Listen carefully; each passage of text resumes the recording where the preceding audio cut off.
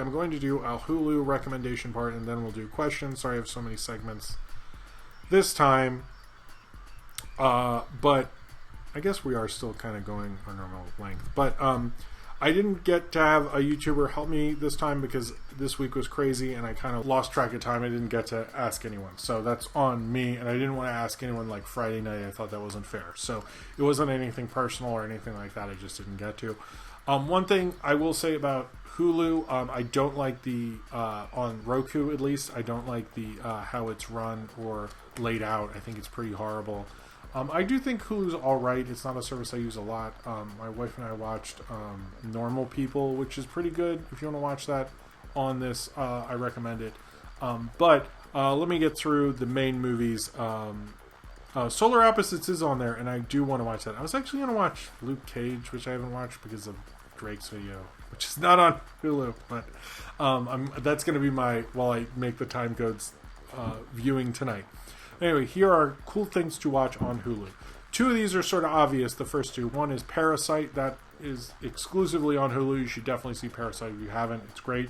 Does anyone remember when that won Best Picture? We thought this year was going to be cool. Portrait of a Lady on Fire is another great film that is on Hulu. Probably one of the great romance films of the last 10 years. I would say definitely check that out. In other films, they have Robin Hood Men in Tights. I haven't seen that in a while. I hope it is not culturally totally insensitive, but I remember it being okay. They also have Bumblebee, the great Transformers movie, probably the best live-action Transformers movie. Nobody needs to at me because it's the truth.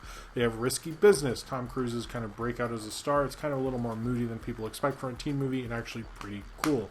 Heathers, which is the great cult film. If you haven't seen Heathers, I know it's maybe a little more culturally insensitive because of suicide, but I still really like Heathers. Don't care. And you should check out my review. All the reviews of these will be linked in the description of this when it's a segment. Coherence, which is, I think, one of the best movies of the 2010s. It's really great. It's actually, if you don't know my thing with Coherence, Coherence is basically about these people who are in a house, and while a comet is going overhead, they're like having like a dinner party. They realize when they leave the house, it opens up to other dimensions and other versions of themselves. And they kind of like, they basically shot it like all improvised, but it's these people, like when they leave the house, all these other different dimensions have opened up to them, and then they sort of like go back and forth between dimensions, and you kind of see, you know, in some like they already exist, and some that person is left, and some they're a horrible person, and they have this haircut, all this sort of stuff. So it's a great kind of cool kind of Twilight Zone idea of that when there's comets going overhead, like all these different dimensions open up, and you might not end up in the dimension that you used to be in, and it's really, really cool. I would say check that out. We Need to Talk About Kevin is also on Hulu, which is a great Lynn Ramsey film, as well as The Pawnbroker, which is a great older film, which you definitely check out. I would also say The Furies. This is a Sam Fuller film. It's with Barbara Stanwyck. I haven't seen it in a little bit, but it's a great old Western. Okay, and other things, we have Star Trek II, The Wrath of Khan. It is the best Star Trek movie. It's amazing. Even if you don't like Star Trek, Wrath of Khan is one of the best sci-fi films of the 80s. If Beale Street Could Talk, it's Barry Jenkins' follow-up to Moonlight. Not enough people talked about it. I love Barry Jenkins. I think he's one of the best directors going right now. We should see, you should see If Beale Street Could Talk if you could.